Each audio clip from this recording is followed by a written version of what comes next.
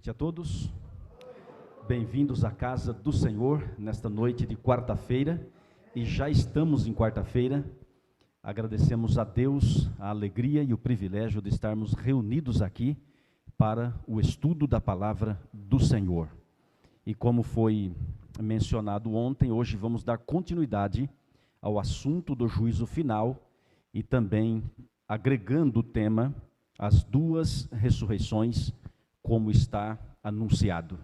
Eu quero agradecer a sua companhia, a coragem que você teve de sair da sua casa para estar conosco nesta noite. Ontem tivemos aqui uma linda festa batismal, foi emocionante demais ver aí várias pessoas se entregando a Jesus.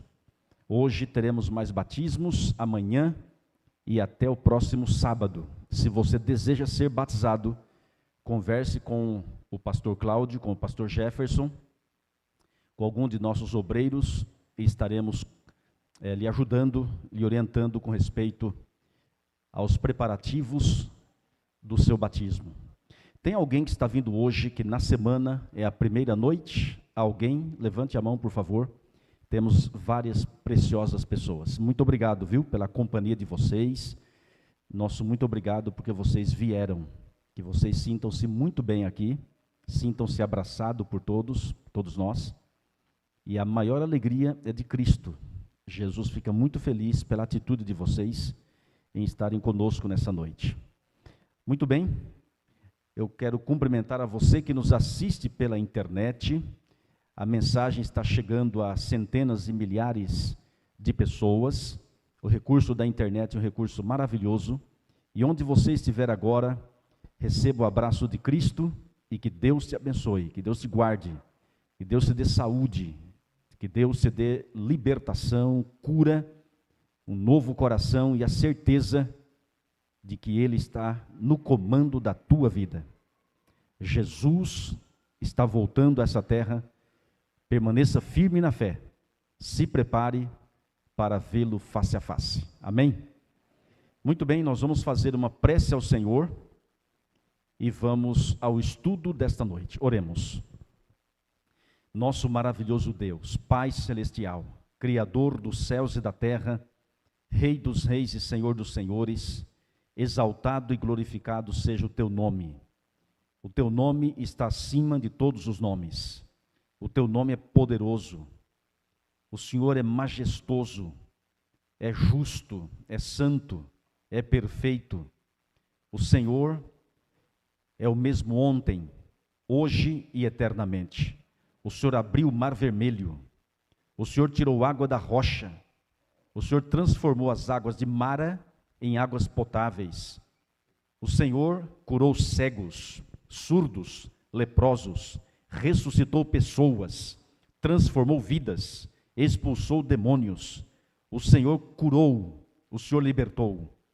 E não somente fez, mas faz ainda hoje milagres em nossa vida. Senhor Jesus, nós te amamos, porque o Senhor nos amou primeiro. A ti a honra e a glória hoje e para todo sempre. Lava-nos no teu sangue e abençoe cada homem, cada mulher que está aqui nessa noite. Se alguém veio aqui preocupado com alguma situação familiar, talvez preocupado com a sua situação financeira, talvez uma doença, talvez angústia, uma perseguição, uma briga, ó Deus eterno, seja o que for, estenda a tua mão soberana sobre esta pessoa. Venha dar a libertação e a vitória, e afaste o inimigo da vida desta pessoa. Conceda a essa pessoa a tua proteção. Envie uma multidão de anjos para que esteja onde essa pessoa estiver. E Pai querido, nos prepare para o teu reino celestial. Quando o Senhor Jesus regressar a essa terra com seus milhões de anjos, que nenhum de nós se perca, mas que todos aqui estejamos preparados. Agora convidamos o Senhor Jesus para falar ao nosso coração e que o Senhor derrame o Espírito Santo para abrir nosso entendimento e nosso coração para compreendermos a tua palavra. Afaste o mal daqui, da nossa vida, da nossa família e nos cubra com o manto sagrado da justiça de Jesus. Nós oramos em nome de Jesus Cristo. Amém. Amém. Muito bem, meus amigos, hoje vamos ver se nós conseguimos usar o PowerPoint. Não usamos nenhuma noite para ilustrar as mensagens. Vamos ver se a gente consegue. Pode pôr na tela? Obrigado, viu? Vamos ver se vai funcionar aqui. Muito bem. O juízo final passa por 3 fases. Isso já introduzimos ontem. As fases estão aí na tela. A primeira é investigação, a primeira fase. A segunda de comprovação e a terceira de execução. Você pode repetir comigo? Primeira fase qual é? Segunda. E a terceira? Vamos de novo? Essa foi para aquecer. Agora vamos soltar o freio de mão. Vamos lá. Primeira fase. Segunda. E a terceira? Vocês estão enxergando bem ou a claridade está atrapalhando? Vamos ver. Ok. Ontem nós lemos, isso, obrigado, excelente. Gabriel, o pessoal ali é rápido no gatilho. Ontem nós lemos Apocalipse 14, versículos 6 e 7, e vamos ler novamente, e vamos destacar apenas uma frase desses versos. Apocalipse capítulo 14, versículos 6 e 7. Apocalipse 14, versículos 6 e 7. Observe o que está escrito. Apocalipse 14, versículos 6 e 7. Vi outro anjo voando pelo meio do céu, tendo um evangelho eterno para pregar aos que se assentam sobre a terra, e a cada nação, e tribo, e língua, e povo, dizendo em grande voz: temei a Deus e dai-lhe glória, pois é chegada a hora do seu juízo, e adorai aquele que fez o céu e a terra, e o mar e as fontes das águas. A frase que queremos destacar é essa daí. É chegada a hora do seu juízo. Qual fase do juízo é chegada? A primeira, a segunda ou a terceira? A primeira fase.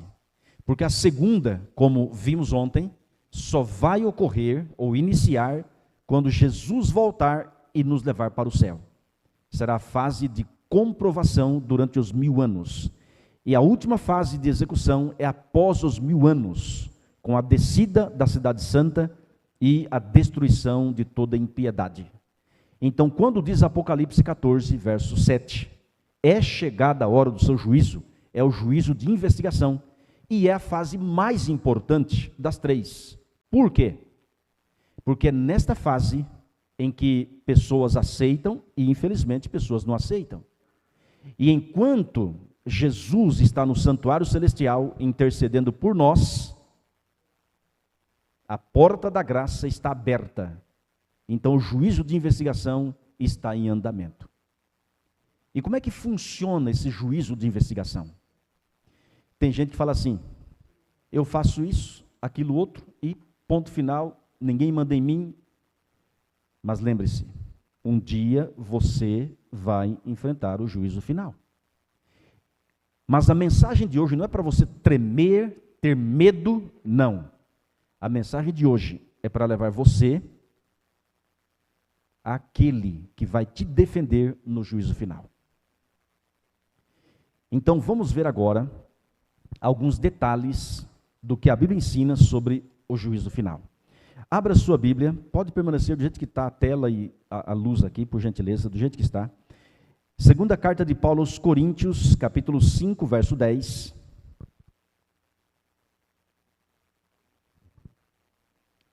Olha o que está escrito aí. Segunda carta de Paulo aos Coríntios, capítulo 5, verso 10. Abra sua Bíblia para acompanhar a leitura, segundo aos Coríntios 5 e o versículo 10. Posso ler? Já acharam? Vamos lá. Porque importa que todos nós compareçamos perante o tribunal de Cristo, para que cada um receba o bem ou mal que tiver feito por meio do corpo. Até aí. Olha para cá por gentileza. A Bíblia diz que todos nós, isso envolve pastor, envolve qualquer líder da igreja, qualquer membro, envolve uma pessoa culta, um analfabeto, um mendigo, um artista, um cantor, um jogador de futebol, seja quem for, brasileiro ou estrangeiro, diz a palavra, importa que todos nós compareçamos perante o tribunal de Cristo. Para quê? Para que cada um receba segundo o bem ou o mal que tiver feito por meio do corpo. Não seremos salvos pelas obras, mas as obras evidenciam a nossa fé. E a Bíblia diz que nós receberemos de acordo com o que nós tivermos feito por meio do corpo. Eu pergunto e você raciocina: o que você tem feito com o seu corpo? Diz a palavra, em 1 Coríntios capítulo 6, verso 19, que o nosso corpo é o santuário do Espírito Santo. Deus quer habitar em você, Deus quer habitar em mim. E se alguém destruir o santuário de Deus, que sois vós, diz a palavra, Deus o destruirá. Então, o que você e eu estamos fazendo com o nosso corpo? Não podemos profanar o santuário de Deus, ingerindo bebidas alcoólicas, ou usando drogas, ou expondo nosso corpo à prostituição, adultério e à promiscuidade. Você não pertence a você mesmo, você pertence a Cristo, tanto pela criação, quanto pela redenção. Ou seja, Deus te criou, mas o ser humano se perdeu, aí Jesus veio e com seu sangue nos comprou. Então você não pertence a você mesmo, deve viver para a glória de Deus, quer comais, diz a palavra, quer bebais, ou façais qualquer outra coisa, fazei tudo para a glória de Deus. Agora, queridos amigos, abra sua Bíblia no livro de Eclesiastes, capítulo 12, versículo 13 e 14. O livro de Eclesiastes está logo após o livro de Salmos e Provérbios. É lá no meio da sua Bíblia, Salmos, Provérbios e Eclesiastes. Eclesiastes capítulo 12, versículo 13 e o 14. Eclesiastes capítulo 12, versículos 13 e o 14. Muito bem. Eclesiastes capítulo 12, verso 13 e 14 diz assim: de tudo o que se tem ouvido, a suma é: teme a Deus e guarda os seus mandamentos, porque isto é o dever de todo judeu, todo o povo de Israel. Aí diz que é dever de todo homem. Verso 14: porque Deus há de trazer a juízo todas as obras, até as que estão escondidas, quer sejam boas, quer sejam más. O texto está aí na tela também. Amigos, presta atenção.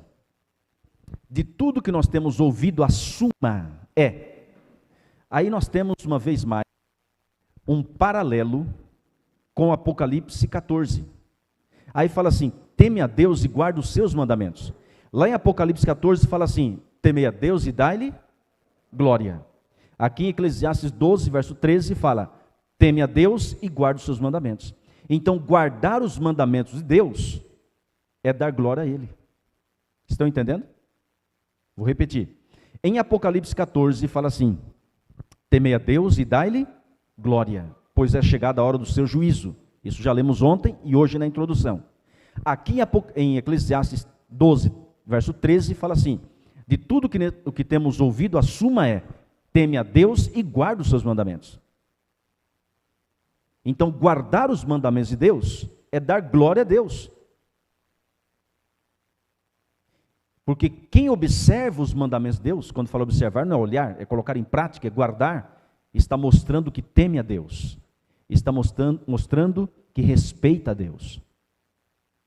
Porque pecado é rebelião contra Deus. Pecado é errar o alvo. E o nosso alvo, irmãos, é adoração ao Criador. Temei a Deus e guarda os seus mandamentos, porque isto é o dever de todo homem. Aí não fala que é dever de todo judeu apenas, de todo o povo de Israel ou da igreja adventista. O texto é claro, é de todo ser humano, porque não matar é para um brasileiro e um estrangeiro. Não roubar, irmãos, a lei é para o universo, é para todo ser humano. Por quê? Diz a palavra, Deus há de trazer a juízo todas as obras. Diz a palavra, até, vamos colocar entre aspas, as que estão escondidas, quer sejam boas, quer sejam más. Por quê? O ser humano pode esconder do ser humano, podemos esconder do pai, da mãe, do marido, da esposa, dos filhos, da sociedade, mas de Deus ninguém esconde. Deus conhece o fim desde o princípio, conhece o que nós pensamos, conhece tudo da gente. Então ninguém pode esconder alguma coisa do Senhor.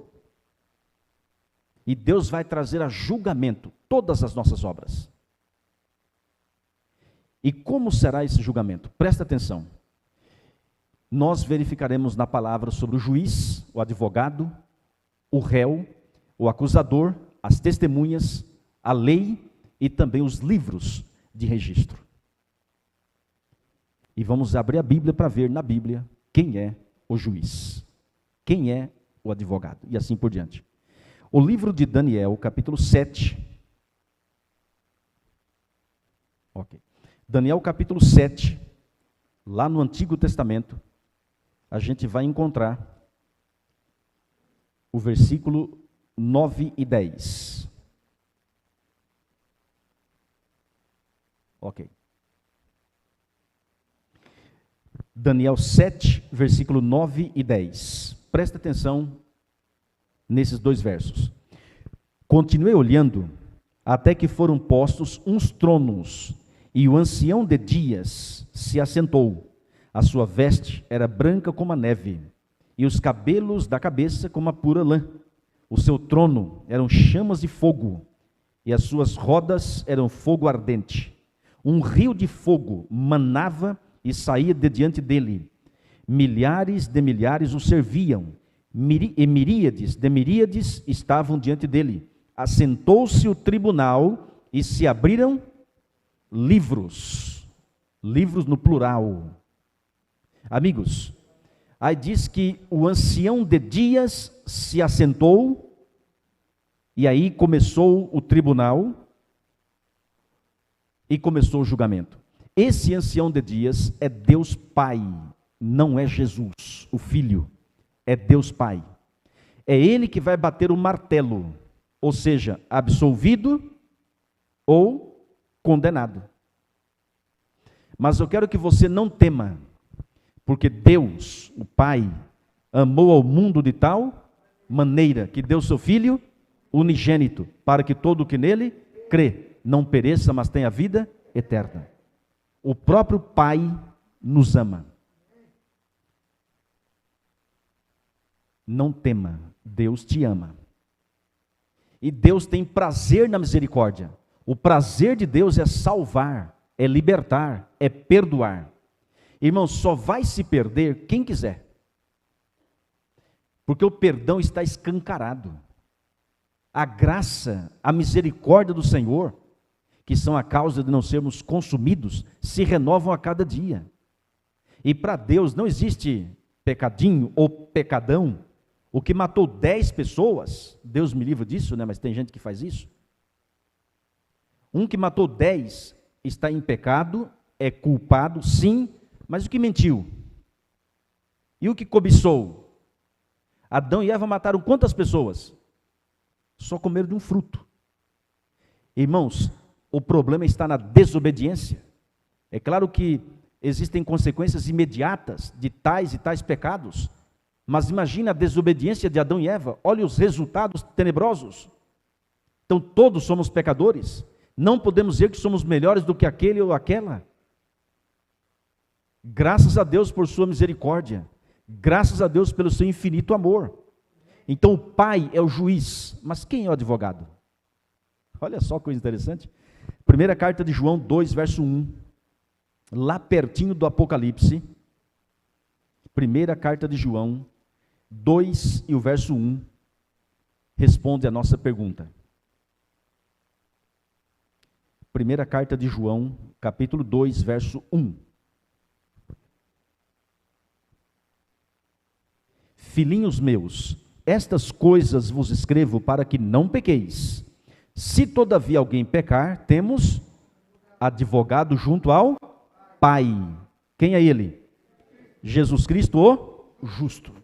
Jesus é advogado justo. Ele, meus amigos, nos defende. Amém? E quanto ele cobra para ser o nosso advogado? Alguém sabe? Qual o custo que Jesus cobra para nos defender? Amigos, o que ele cobra é uma coisa só: que você permita ser defendido por ele, que você permita que ele interceda por você, ou seja, que você creia. Crê no Senhor Jesus e será salvo tu e a tua casa. Você precisa contratar esse advogado. Eu vou dizer para você, se você contratar e você confiar nele e pedir o perdão, ele nunca perdeu uma causa. No livro de Zacarias, encontramos uma história impressionante. Estava ali o sumo sacerdote Josué, com vestes sujas, diante do anjo do Senhor. E no Antigo Testamento, a expressão anjo do Senhor refere-se a Cristo, em defesa do seu povo. É o mesmo que Miguel. Então estava ali o sumo sacerdote Josué, com vestes sujas, diante do anjo do Senhor, e Satanás estava também. E Satanás começou a acusar, dizendo: está perdido, não vale nada, está com vestes sujas. E Jesus disse: o Senhor te repreenda, ó Satanás, não é este um tição tirado do fogo? E disse, e ordenou: tire as vestes sujas do sumo sacerdote Josué e coloque vestes brancas. As vestes brancas representam a justiça imaculada de Cristo. Ali está, irmãos, um tribunal. Em Zacarias encontramos um tribunal. Quando Jesus diz: o Senhor te repreenda. Sabe por quê, irmãos? O réu é você e eu, mas o acusador é Satanás.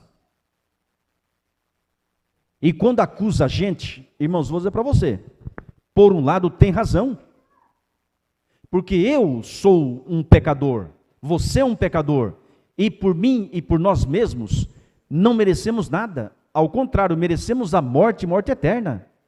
Acontece que Jesus morreu por mim. Jesus pagou o preço. E a vida perfeita de Cristo passa a ser a minha quando eu creio nele e o contrato com o meu advogado. Então as acusações de Satanás caem por terra, porque já não sou eu quem vivo, mas Cristo vive em mim. Cristo, o perfeito, puro, santo, imaculado, vive em mim. O vitorioso, o poderoso, que nunca perdeu uma batalha. A minha parte é: Jesus, eu te aceito, eu me entrego. Essa é a nossa parte. E Jesus nos defende. Agora, se você não o contrata, como é que você vai se defender das acusações, sendo que você é um pecador e eu também, e por nós mesmos já estamos perdidos? Não há solução para o ser humano nele, nas boas obras. A única solução está na pessoa de Cristo. Não tem outro jeito. O livro de Atos 4, do 10 ao 12 diz: não há salvação em nenhum outro, porque nenhum outro nome há dado entre os homens, pelo qual importa que sejamos salvos. Amém? Estão entendendo? Amigos, você já sabe praticamente tudo desse auto, né, dos autos de um processo. Mas vamos ler agora o livro de Romanos, por gentileza, no capítulo 3 e o verso 23. Romanos 3 e o verso 23.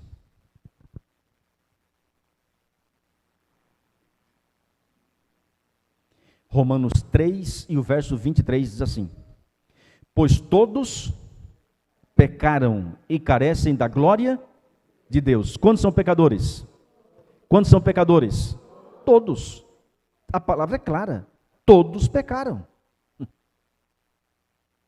O ser humano, por ser um pecador, é carente. Diz a palavra: pecaram e carecem da glória de Deus. Olha para cá, olha para cá. A sua carência e a minha carência é da glória de Deus. Você não carece das coisas que o mundo oferece. É um engano.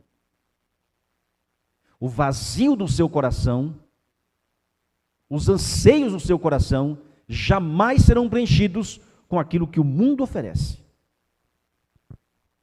Quer ver? Presta atenção nessa linha de raciocínio bíblica.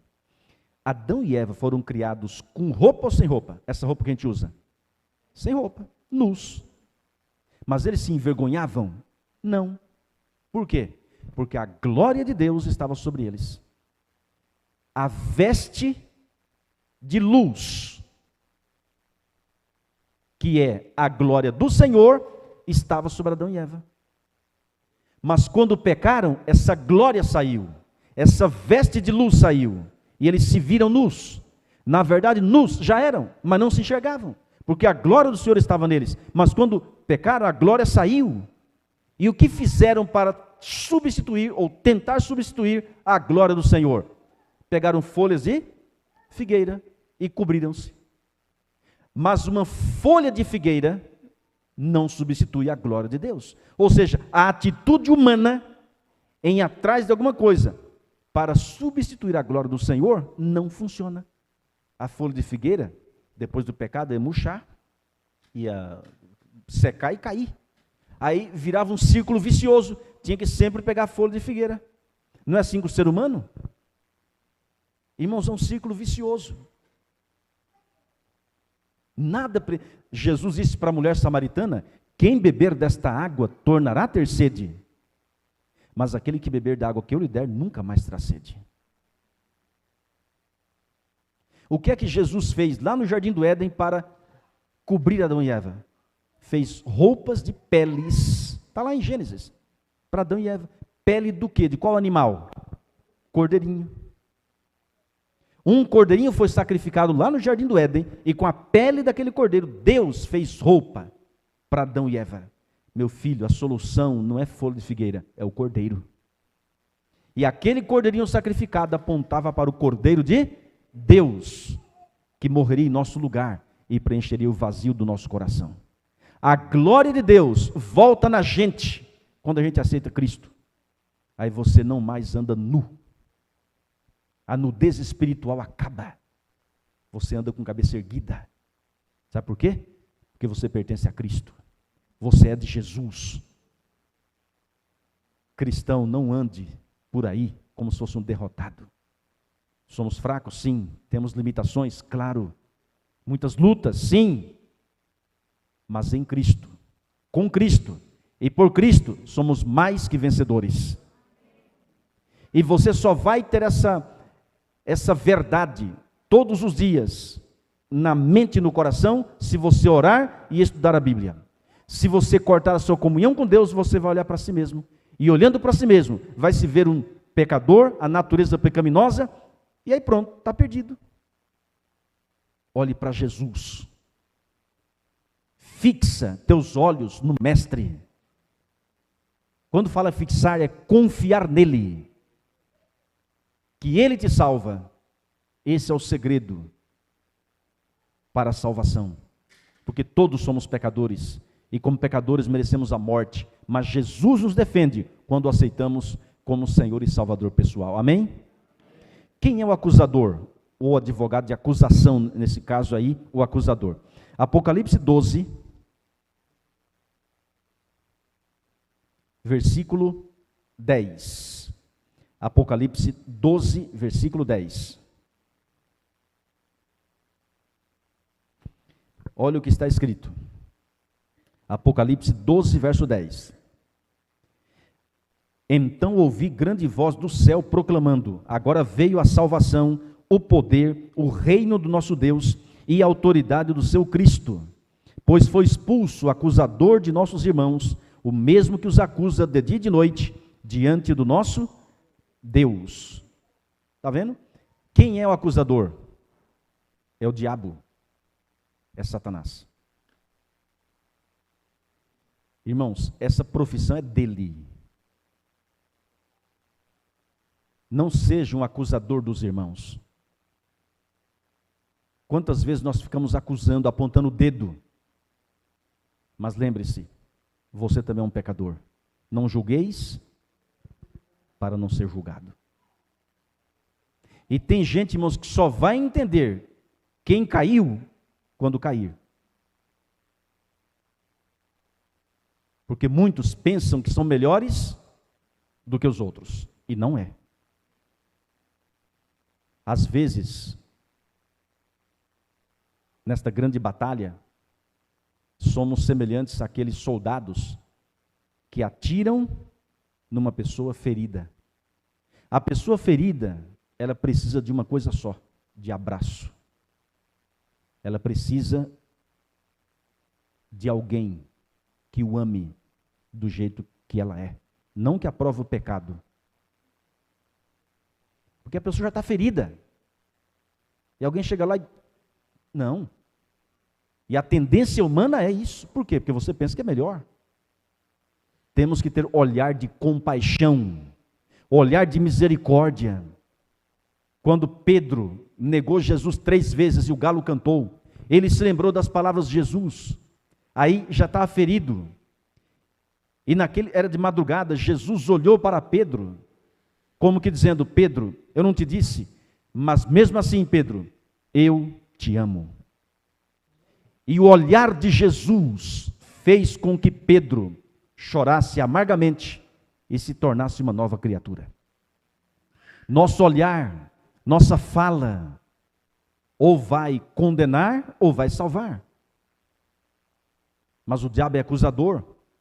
Além de fabricar uma tentação, nos levar a cair nela, depois da gargalhada. Te joga na sarjeta e fala: está vendo o Filho de Deus? Não compensa. Amigos, segure firme nas mãos de Deus. Segure firme no braço poderoso de Deus. Só Jesus vence. Amém? Irmãos, quem são as testemunhas? Em Daniel 7, verso 9 e 10, já vimos. São milhões e milhões, miríades de miríades, são os anjos. Eu e você não podemos ver os anjos do Senhor, mas eles nos veem. E eu vou dizer mais, eles anotam tudo. Ninguém vai dizer assim: essa assinatura não é minha, eu não viajei para tal lugar, não me hospedei em tal lugar, não falei isso, não fui. Não. Os seres humanos aí podem esconder dos seres humanos, mas, irmãos, os anjos anotam tudo. Nós verificaremos sobre os livros. E por qual lei seremos julgados? Porque nós somos o réu, quebramos uma lei.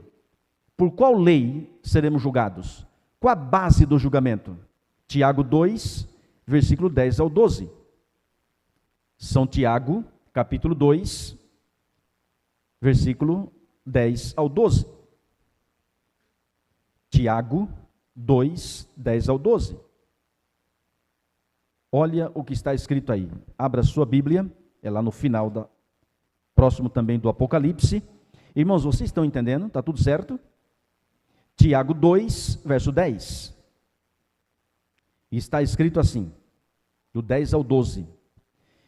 Pois qualquer que guarda toda a lei, mas tropeça em um só ponto, se torna culpado de todos. Porquanto, aquele que disse: não adulterarás, também ordenou: não matarás. Ora, se não adulteras, porém matas, vens a ser transgressor da lei. Verso 12. Falai de tal maneira, e de tal maneira procedei, como aqueles que hão de ser julgados pela lei da liberdade. Até aí. Irmãos, nós seremos julgados pela lei da liberdade, a lei que diz: não matarás, não adulterarás, ou seja, os 10 mandamentos.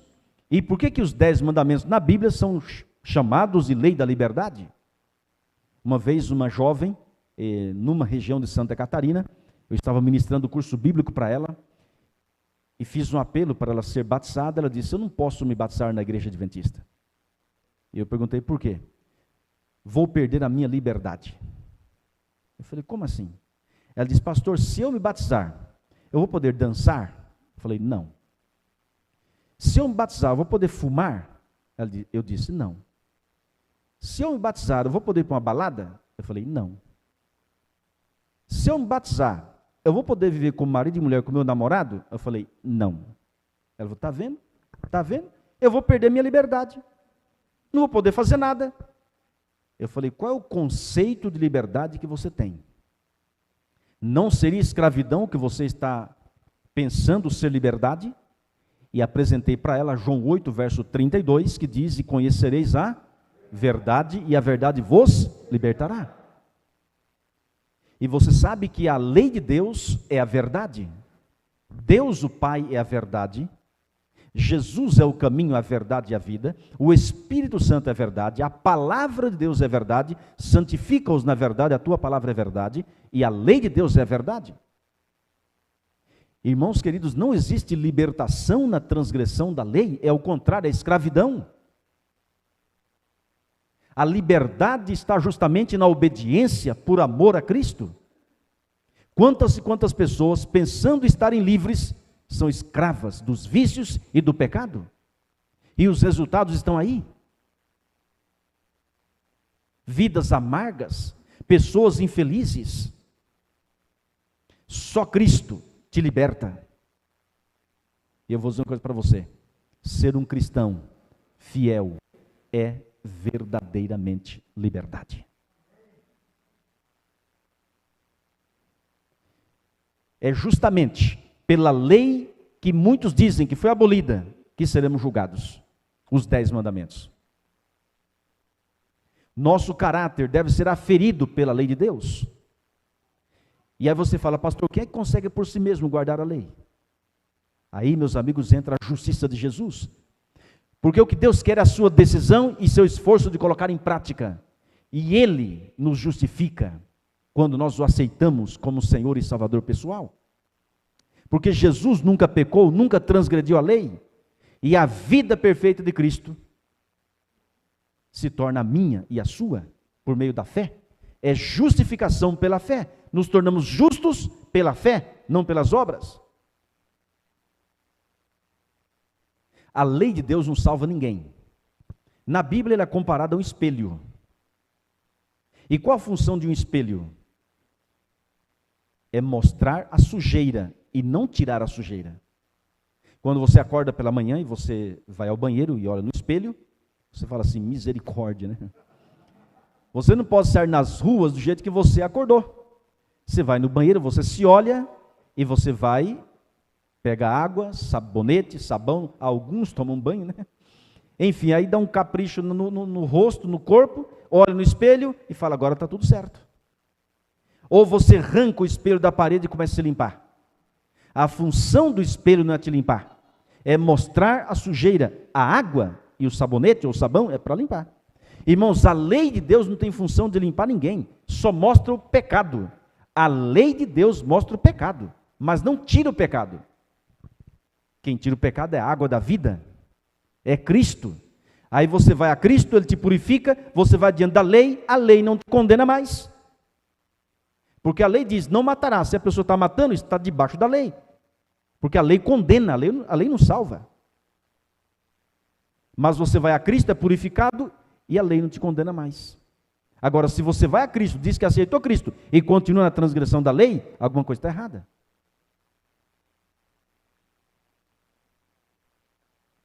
Amigos, é a lei de Deus a base do julgamento final. Agora, vamos falar algo muito importante, que é sobre os livros de registro. Quais são os livros de registro e o que vai escrito nesses livros? Topa saber? Para ganharmos tempo, nós colocamos os textos na tela e avançaremos assim. Irmãos, são 3 livros de registro. O primeiro chama-se livro memorial, o segundo livro da morte, ou livro das iniquidades, ou livro do pecado, como é que você chamar, é a mesma coisa. Livro dos pecados, livro da morte ou das iniquidades. A gente vai ver os textos, certo? E existe o livro da vida. O livro memorial, o livro da morte e o livro da vida. Vamos ver agora os textos bíblicos sobre esses 3 livros e o que vai escrito em cada um deles. No livro de Malaquias 3, verso 16, diz assim: então os que temiam ao Senhor falavam uns aos outros, o Senhor atentava e ouvia havia um memorial escrito, olha o texto bíblico, um memorial escrito diante dele, para quem? Os que temem ao Senhor, e para os que se lembram do seu nome. Há um memorial escrito para aqueles que temem ao Senhor. Esse é o livro memorial. Ainda outro texto, por isto, Deus meu, lembra-te de mim, e não apagues as beneficências que eu fiz à casa de meu Deus e para o seu serviço. Não apagues as beneficências, as coisas boas que eu fiz, não apague. Se é para não apagar, é porque está registrado. No livro memorial, no caso. No livro da morte, ou das iniquidades, ou do pecado, diz o livro bíblico, porque Deus há de trazer a juízo toda obra. Já lemos esse texto em Eclesiastes 12, verso 13. E até tudo que está encoberto, quer seja bom, quer seja mal. Se Deus vai trazer a juízo todas as obras, é porque as obras, de alguma forma, estão registradas. Não que Deus não saiba, é que um dia você vai saber.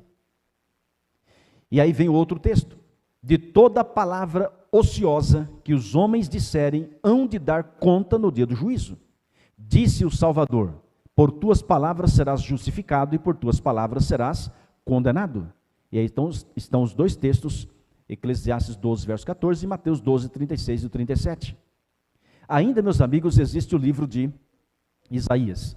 Trará a luz, olha o que diz a palavra, trará a luz, ou a claridade, as coisas ocultas das trevas. Irmãos, tem gente que faz coisa que só Deus sabe, claro. Tem gente que faz cada coisa por aí que você fala, meu Deus. Então Deus vai trazer à luz as coisas ocultas das trevas e manifestará os desígnios, até os desígnios, desejos do coração. Eis que está escrito, diante de mim, as vossas iniquidades, e juntamente as iniquidades de vossos pais, diz o Senhor.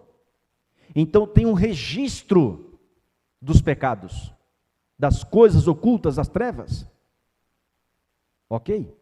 Agora o livro da vida, o livro de Apocalipse 21, verso 27, fala assim, nela, na cidade santa, nunca jamais penetrará coisa alguma contaminada, nem o que pratica abominação e mentira, mas somente os inscritos no livro da vida do Cordeiro.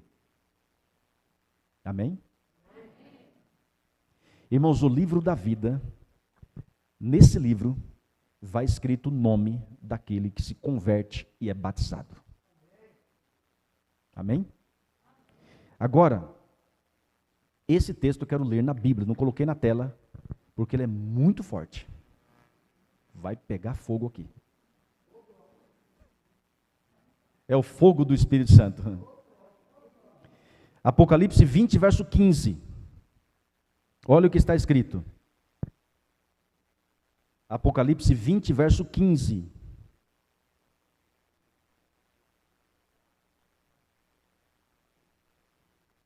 Presta atenção à importância de você ter o nome no livro da vida. Apocalipse 20, verso 15 diz assim: e se alguém não foi achado inscrito no livro da vida, esse foi lançado para onde? Para dentro do lago de fogo. Alguém aqui já queimou o dedo? Dói? Imagina o lago de fogo. Amigos, você prefere o lago do batismo ou o lago de fogo? Mas que pergunta, né? Se alguém não foi achado inscrito no livro da vida, esse foi lançado para dentro do lago de fogo. Por quê? Porque se o nome não está no livro da vida, é porque não aceitou Cristo, não se arrependeu, não se converteu. Preferiu seguir o inimigo e vai colher os frutos da sua decisão e escolha. Deus não impede ninguém de escolher, mas Ele mostra a luz e as trevas. Eis que ponho diante de ti a bênção e a maldição. A bênção se ouvirdes os mandamentos do Senhor e obedecer. A maldição se não ouvir e não obedecer. Então o ser humano é livre para escolher. E existe o grande conflito entre o bem e o mal. Então escolha o bem. para que vivas, e não mal. Se alguém não foi achado inscrito no livro da vida, quando a pessoa é batizada, o nome dela é escrito no livro da vida. Daqui a pouquinho teremos 2 joias preciosas que serão batizadas e o nome será escrito no livro da vida. Amém? Quer ver mais um detalhe aqui? Abra sua Bíblia no livro de Lucas, capítulo 10. Por favor, verso 19 e 20. Lucas 10, versículo 19 e 20. Olha Jesus falando para os seus discípulos. Presta atenção nesses 2 versos. Lucas capítulo 10, verso 19 e 20. Eis aí vos dei autoridade para pisar de serpentes e escorpiões e sobre todo o poder do inimigo, e nada absolutamente vos causará dano. Amém? Verso 20. Não obstante, alegrai-vos, não porque os espíritos se vos submetem, e sim porque o vosso nome está, aí fala, arrolado nos céus. Por que arrolado? Porque antigamente, irmãos, os livros eram rolos de pergaminho. Ou seja, está escrito nos céus. Então, nossa maior alegria é a certeza da salvação em Cristo, que o nosso nome está lá. E não é pecado você dizer, meu nome está no livro da vida, porque Jesus disse. Amém? Irmãos, tem muitos outros textos falando do livro da vida. Agora olha aqui na tela. Presta atenção. O que é que vai escrito no livro memorial, no livro da morte, e depois mais alguns detalhes no livro da vida? Presta atenção. Todas as nossas boas obras, tudo que é de bom, Deus registra no livro memorial. Todas as palavras de fé. Olha só a importância da sua fé. Lembra um episódio bíblico, quando o povo de Deus saiu do Egito em direção a Canaã? E Deus pediu para que os espias fossem espiar a terra, os 12 espias, e voltaram, e 10 disseram assim, olha, não tem jeito. O povo daquela terra é um povo gigante, é um povo inteligente, forte, armas poderosas, não tem como dominar. Mas Josué e Calebe disseram, não. São fortes? Sim, mas o nosso Deus é mais forte, nosso Deus é maior, e Ele prometeu, vamos dominar aquela cidade, aquela região. Vamos conquistar. 10 irmãos desanimaram os outros. Palavras de desânimo. Mas 2 proferiram palavras de fé. Temos lutas? Sim. Temos dificuldades? Sim. Mas leve fé, esperança às pessoas. E ajudando os outros a serem salvos, que somos salvos. Olha aqui. Olha aqui. Qualquer pessoa que se aproximava de Jesus saía melhor do que foi. Olha para cá. As pessoas que se aproximam e conversam com você, como é que elas saem?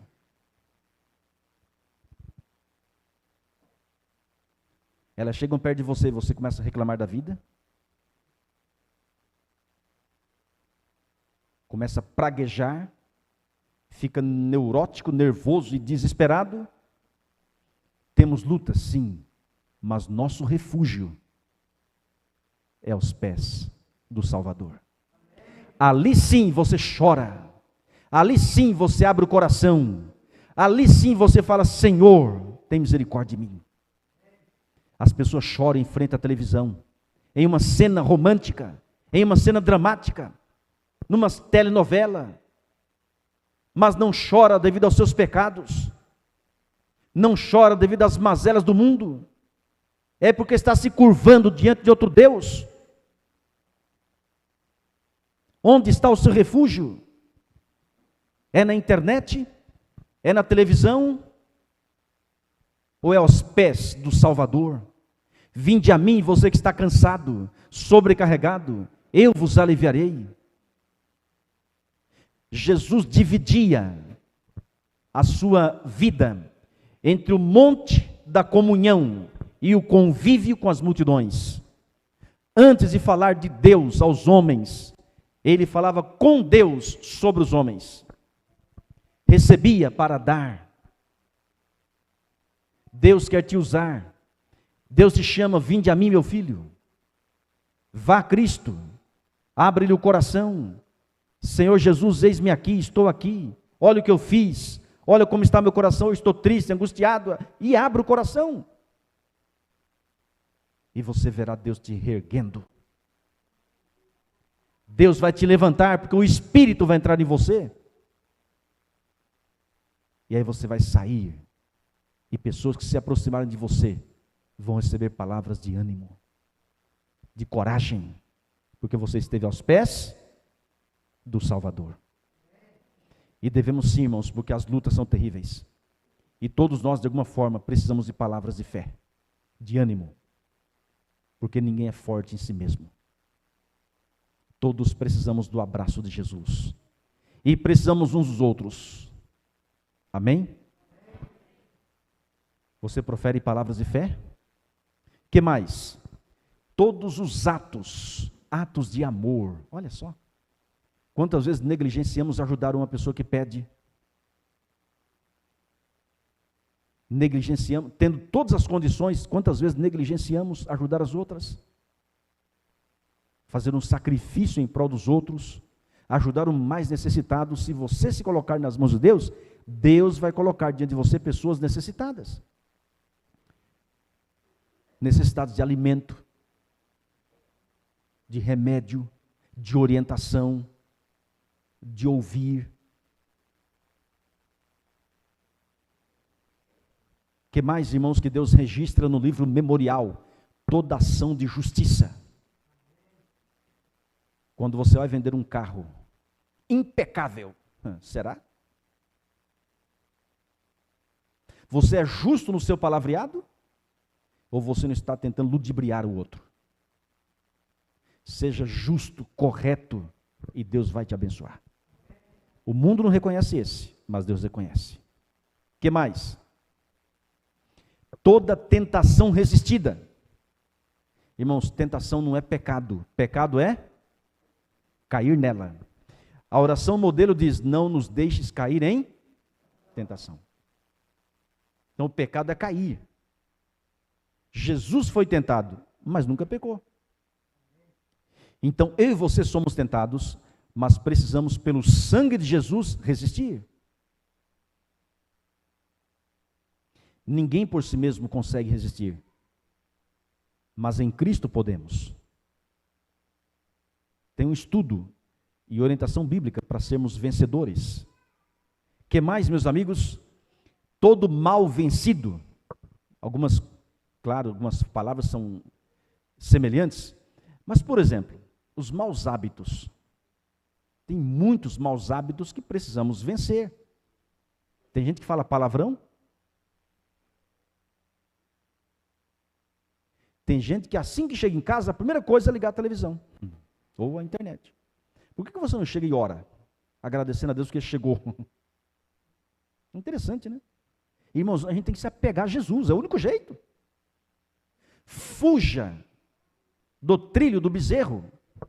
É uma história que tem sobre o trilho do bezerro. Ou seja, fuja de fazer aquilo que todo mundo faz. Seja diferente. Ah, pastor, mas não é fanatismo? Não é. Não é extremismo? Não é. Não é loucura? Não é. É fé. Amém? Você tem maus hábitos? Tem gente que passa a madrugada na televisão. Fazendo o quê? Oxente. Uai. E fica na internet 1h, 2h, depois acorda meio-dia. É um mau hábito.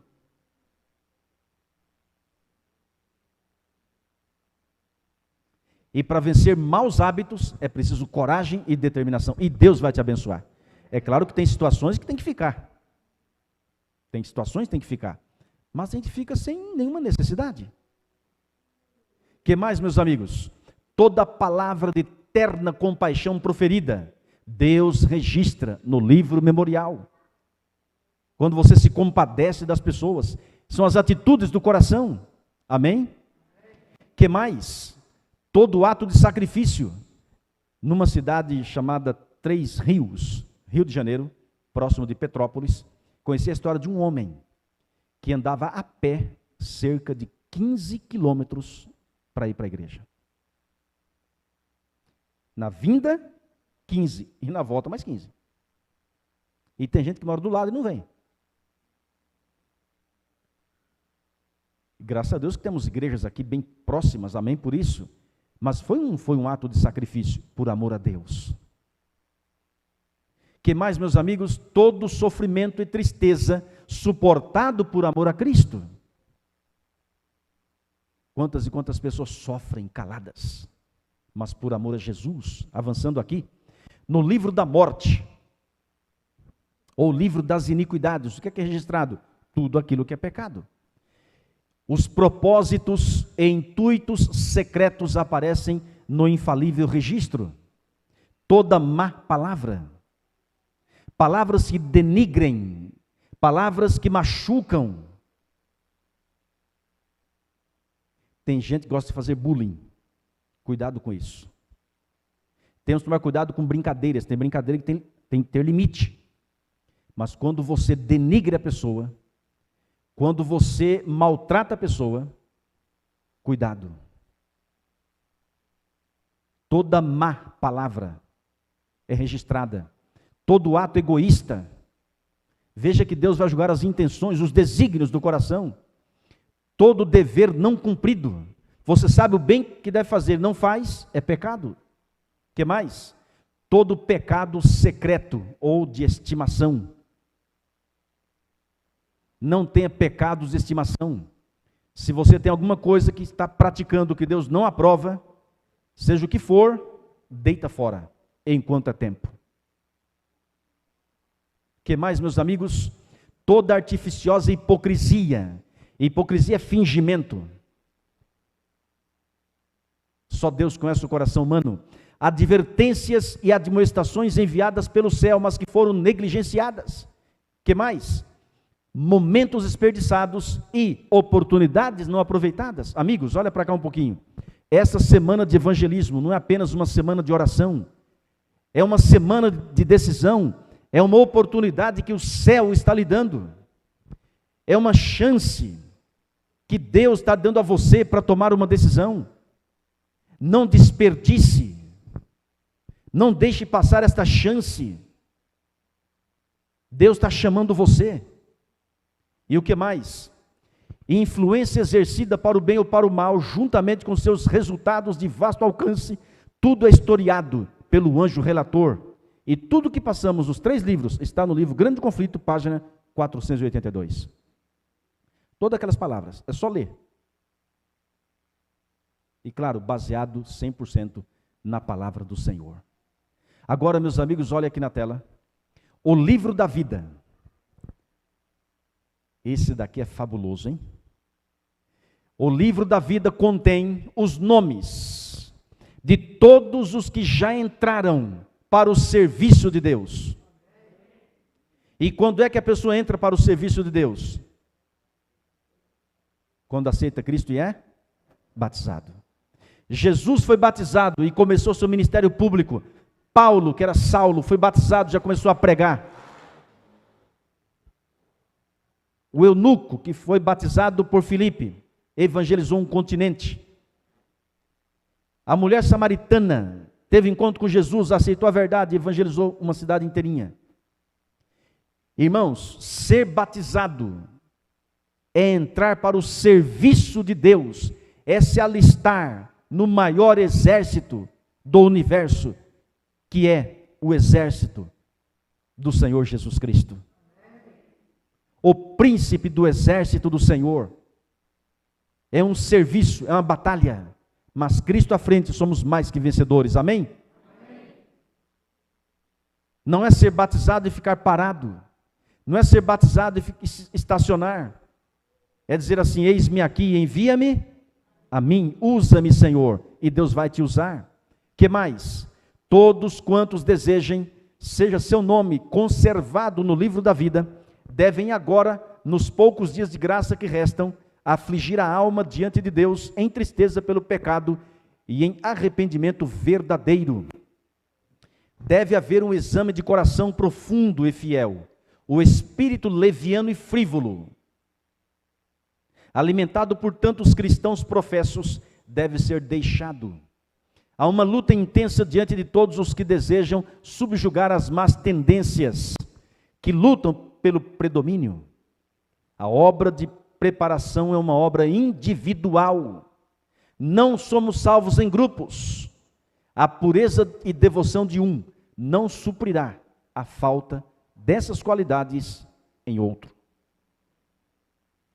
Não é o pai, a mãe que vai te salvar, não é o pastor que vai te salvar, não é o ancião que vai te salvar, é você e Deus.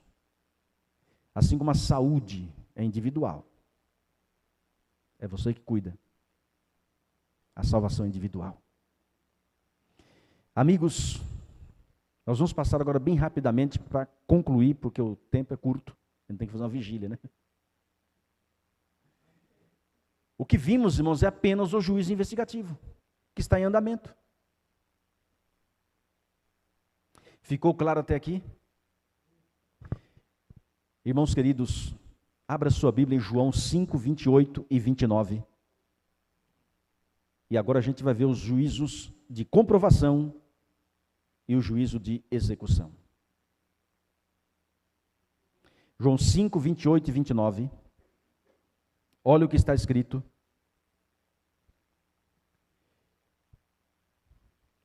Presta atenção. João 5, 28 e 29. Não vos maravilheis disto, porque vem a hora em que todos os que se acham nos túmulos ouvirão a sua voz e sairão. Os que tiverem feito bem para a ressurreição da vida, e os que tiverem praticado mal para a ressurreição do juízo. Olha aqui na tela, por gentileza. Diz a palavra: vem a hora em que todos os que se acham nos túmulos ouvirão a sua voz e sairão. Vem a hora, irmãos, o dia e a hora ninguém sabe, mas Deus o Pai sabe. Então, queira ou não queira, estando ou não preparados, o dia e a hora vão chegar. E diz que vem a hora em que todos, quando fala todos, são todos, assim como todos vamos comparecer perante o tribunal, diz que todos um dia vão sair da sepultura. Todos os que estiverem nos túmulos ouvirão a sua voz e sairão. Quantas e quantas pessoas já morreram? Milhões e milhares.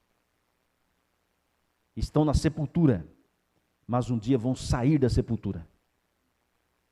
Para quê? Diz a palavra, irmãos, haverá ressurreição para aqueles que praticaram o bem e a ressurreição daqueles que praticaram o mal. A ressurreição da vida e a ressurreição do juízo executivo. Os que praticaram o bem para a ressurreição da vida e os que praticaram o mal para a ressurreição do juízo. Qual juízo? Executivo. Após os 1000 anos. Amigos, nesse juízo de comprovação, presta atenção no que a Bíblia ensina. Abra a Bíblia em Apocalipse 20, versos de 1 a 3.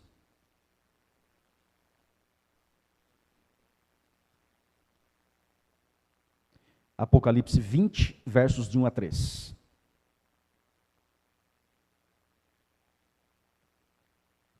Está escrito assim: Então vi descer do céu um anjo, tinha na mão a chave do abismo e uma grande corrente. Ele segurou o dragão, a antiga serpente, que é o diabo e Satanás, e o prendeu por 1000 anos. Lançou-o no abismo, fechou e pôs selos sobre ele para que não mais enganasse as nações, até se completarem os 1000 anos. Depois disto é necessário que ele seja solto pouco tempo. Até aí. Amigos e amigas, presta atenção no que vamos mencionar agora. Quando é que começa o juízo de comprovação? Começa quando Jesus voltar a essa terra. Quando Jesus voltar a essa terra, ele vem com seus milhões e milhões e milhares de anjos. Jesus não vai pisar na terra, vai ficar parado no ar. Envia os seus anjos, estes sim pisam na terra e buscam os seus escolhidos. Nesse momento, irmãos, acontece a ressurreição dos justos. Querem ver? Primeira carta de Paulo aos Tessalonicenses, capítulo 4, versículo 16 e 17. Primeira carta de Paulo aos Tessalonicenses, capítulo 4, versículo 16 e o 17. Você percebeu que aqui a gente estuda a Bíblia? É a palavra do Senhor. Primeira carta de Paulo aos Tessalonicenses 4, capítulo 4, verso 16. Porquanto o Senhor mesmo, dada a sua palavra de ordem, ouvida a voz do arcanjo e ressoada a trombeta de Deus, descerá dos céus, e os mortos em Cristo ressuscitarão primeiro. Depois nós, os vivos, os que ficarmos, seremos arrebatados juntamente com eles entre nuvens, para o encontro do Senhor nos ares, e assim estaremos para sempre com o Senhor. Consolai-vos, pois, uns aos outros com estas palavras. Até aí. Irmãos, existem duas classes de pessoas mortas, e existem duas classes de pessoas vivas. Mortos, existem aqueles que morreram salvos, e os que morreram perdidos. Vivos, existem os justos e os ímpios, a mesma coisa. Quando Cristo voltar à terra, para no ar, ele chama da sepultura apenas os justos. Todos aqueles que morreram salvos ouvirão a voz de Deus e sairão da sepultura primeiro. E eles vão sair da sepultura perfeitos. Se morreram cegos, ressuscitam enxergando. Se morreram surdos, ressuscitam ouvindo. Se morreu com Covid, ressuscita perfeito. Se morreu sem o braço, ressuscita com o braço. Se morreu com câncer, ressuscita sem câncer. E se morreu feio, apenas uma brincadeira. O milagre acontece. Mas todos somos bonitos para Jesus, amém? Irmãos, a pessoa morre do jeito que quiser, que foi, ele ressuscita perfeito. Eu não sei se os textos estão todos na tela, mas depois a gente vê os detalhes. Amigos, o morto em Cristo ressuscita primeiro, certo? Aí ele se une ao justo que estiver vivo. Exemplo, se você tiver um parente que já morreu, e esse parente morreu salvo, e você permaneça firme na fé, quando Cristo voltar, o seu parente ressuscita.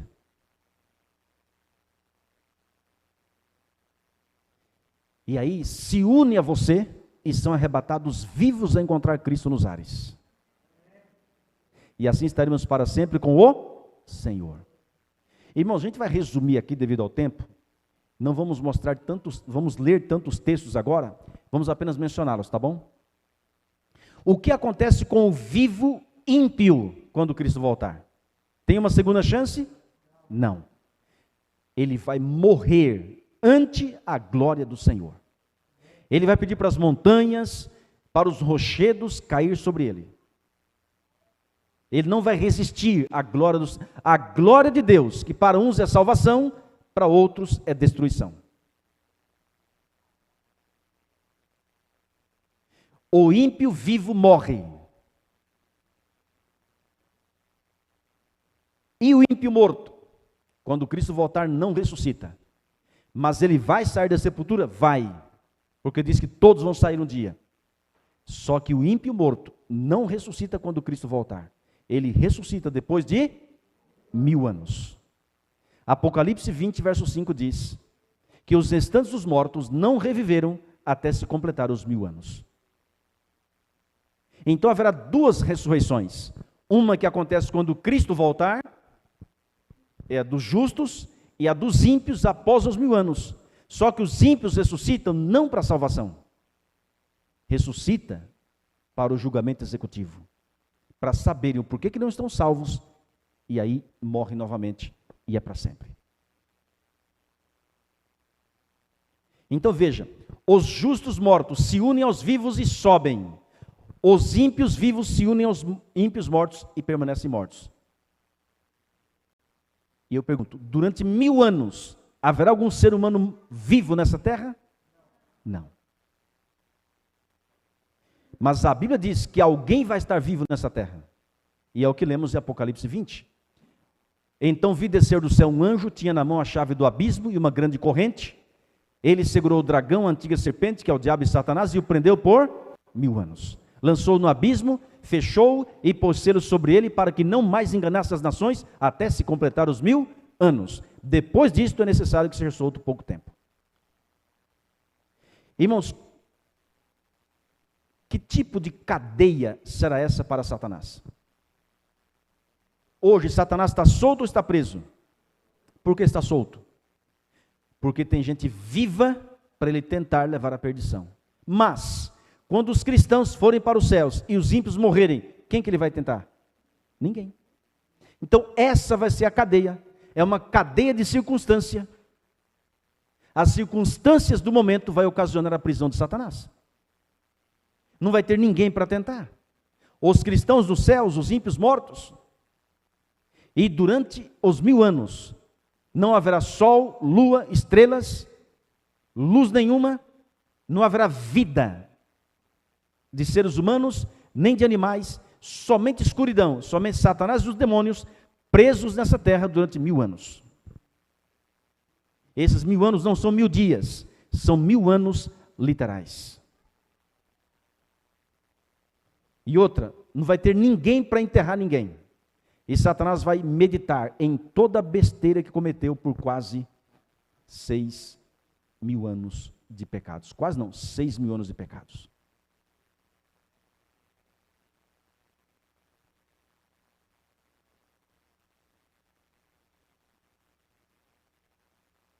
Vai sentar em cima de uma caveira e vai dizer assim: eu lembro desse aí. Esse daqui usou droga. Eu fiz isso. Até foi para a igreja, mas eu não deixei aceitar. Esse daqui eu levei e traí a esposa. Foi eu coloquei uma mulher na vida dele. Ele adulterou, não se arrependeu, até fez um curso bíblico, mas não aceitou. Está perdido, está aí. E vai meditar. Amigos, mas os salvos estarão nos céus. Olha o que diz a palavra. Durante os 1000 anos, Satanás preso e a terra desolada. Olha aí, algumas ilustrações.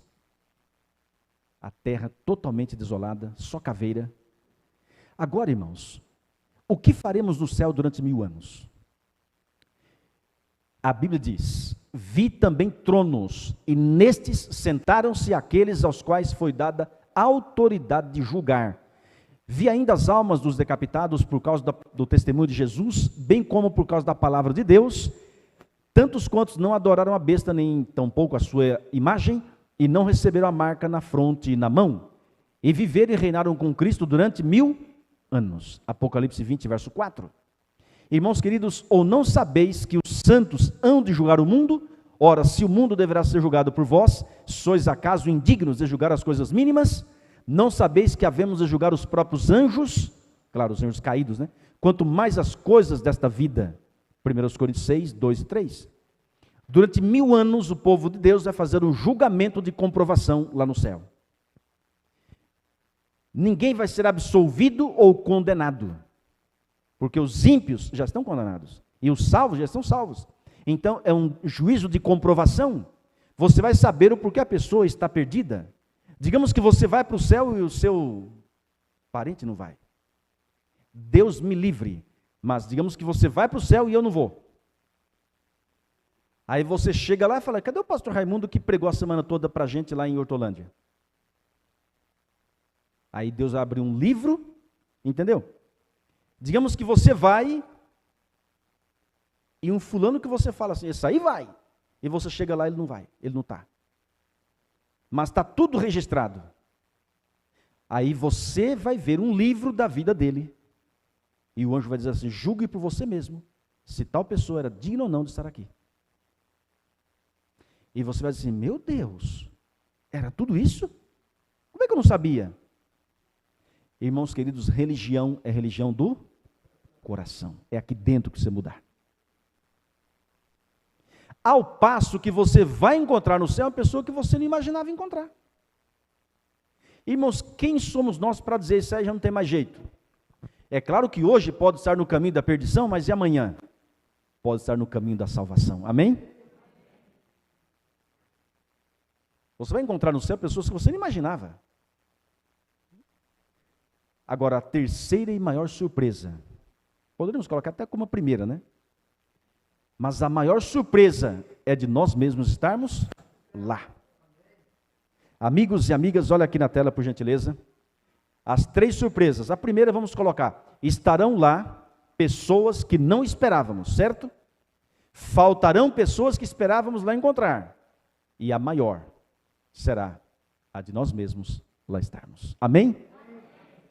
Agora, irmãos queridos, vem a fase de execução, que é depois dos 1000 anos.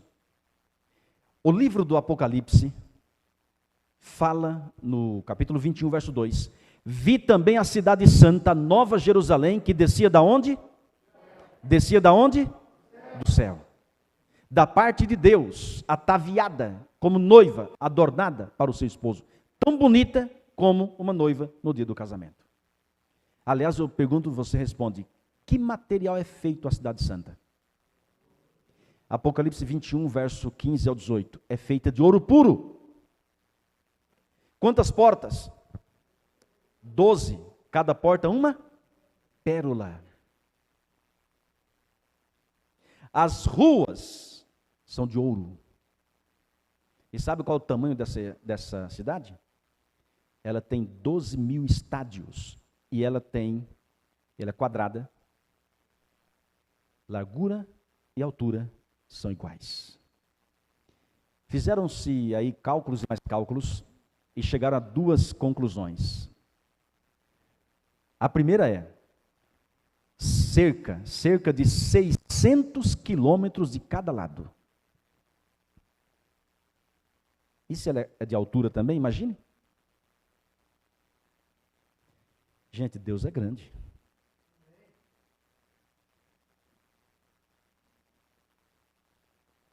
Daqui até o Rio de Janeiro, dependendo da região, é 600 quilômetros. Imagina apenas um lado da cidade santa, 600 quilômetros, e outro mais 600. Mas um escritor adventista fez uma pesquisa, Diogo Cavalcante, que trabalha na Casa Publicadora. Você pode pesquisar na internet, tamanho da cidade santa, Diogo Cavalcante. E uma das possibilidades é que apenas um lado da cidade tenha mais de 2.000 quilômetros. Já imaginou? E a altura? Gente, o nosso Deus é grande. Deus fez as estrelas. Você sabia que uma estrela é maior que a Terra? A Antares é 90 milhões de vezes maior que a Terra. Deus é grande. É nós que pensamos pequeno. Mas Deus é maior. Amém? Amém? Agora, não importa o tamanho. O importante é que Jesus estará lá. Amém, meus amigos? Amém. Podemos concluir? Não temas, Deus está com a gente. Amigos queridos, na sequência vai ser assim, ó. Após os 1000 anos, Jesus vem fora da cidade. Em seguida, a cidade, os cristãos dentro e os anjos. Enfim. Aí os pés de Jesus vão vir aqui e vão pisar em cima do Monte das Oliveiras. E esse monte vai se fender e será purificado para a cidade santa descer. Porque ali foi o local que Jesus orava a noite inteira, muitas vezes, e dali ele subiu para o céu. E ali a cidade santa vai pousar. Aí quando Jesus e a cidade santa pousa, Jesus ressuscita todos os ímpios. Só que eles ressuscitam do jeito que morreram. Deformados, com ódio, com raiva. Roupas, é como se fosse um zumbi mesmo. Já viu aqueles? Tem até filme, né? E os cristãos trajando vestes brancas dentro da cidade santa, à luz da glória do Senhor, e lá fora Satanás, os demônios e os ímpios. E Satanás vai mentir mais uma vez dizendo: foi eu que ressuscitei todos vocês. Está vendo aquela cidade santa? Cidade de ouro pertence a gente. E somos a maioria. Vamos tomá-la. E você sabe que os ímpios são como areia? Os perdidos são como areia do mar. Vão fazer todo tipo de armamento bélico. Eles vão cercar a cidade santa para tomá-la. Mas vão conseguir? O que é que vem do céu? Fogo e e enxofre. E esse fogo e enxofre queima e destrói Satanás, os demônios e todos os ímpios. E esse mesmo fogo purifica a terra. E a terra será uma nova terra. Amém? Amém. Só concluindo, naquele dia estarão os seus pés sobre o Monte das Oliveiras, que está de fronte de Jerusalém para o oriente. O Monte das Oliveiras será fendido pelo meio, para o oriente e para o ocidente, e haverá um vale muito grande. Metade do monte se apartará para o norte e outra metade para o sul. Zacarias 14, verso 4. E aí está, irmãos. Quando, porém, se completar os 1000 anos, Satanás será solto da sua prisão e sairá a seduzir as nações que há nos 4 cantos da terra, Gog e Magog, a fim de reuni-las para a peleja. O número dessas é como a areia do mar. Marcharam então pela superfície da terra, sitiaram o acampamento dos santos e a cidade querida. Desceu, porém, fogo do céu e os consumiu. Apocalipse 20, verso 7 ao 9. Aí está uma ilustração. Vão cercar a cidade santa, mas não vão conseguir. Fogo vai descer e vai queimar os ímpios. Esse é o lago de fogo. Se alguém não foi achado escrito no livro da vida, foi lançado para dentro do lago de fogo. Ah, meus amigos, mas os salvos estarão seguros por toda a eternidade. Nunca mais dor, nunca mais sofrimento, nunca mais a morte, nunca mais Covid, nunca mais lágrimas, nunca mais culto fúnebre, nunca mais hospitais, nunca mais farmácias, nunca mais remédios, nunca mais cemitérios, nunca mais bala perdida, nunca mais pecado. Viveremos com Jesus por toda a eternidade. Esse é o nosso maravilhoso Deus. Ah, meus amigos, Jesus vai voltar e vai colocar um ponto final em todo mal. E quando Jesus voltar, estará você pronto? Estará você preparado? Eu pergunto, você entendeu a mensagem de hoje? Ficou claro? Deus está chamando você.